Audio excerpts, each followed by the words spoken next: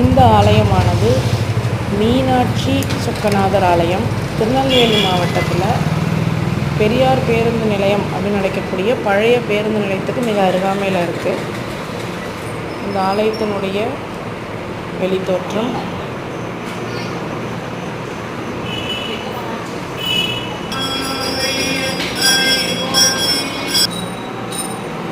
ஆலயத்தை சுற்றி இருக்கக்கூடிய சுவர்களின் வரைபடங்கள், சிவபெருமான், மீனாட்சி அம்பாள், நாகலிங்க பூமரம், தட்சிணாமூர்த்தியினுடைய வரைபடம், தட்சிணாமூர்த்தி, வள்ளி தெய்வ சேனா சமேத சுப்பிரமணிய சுவாமி,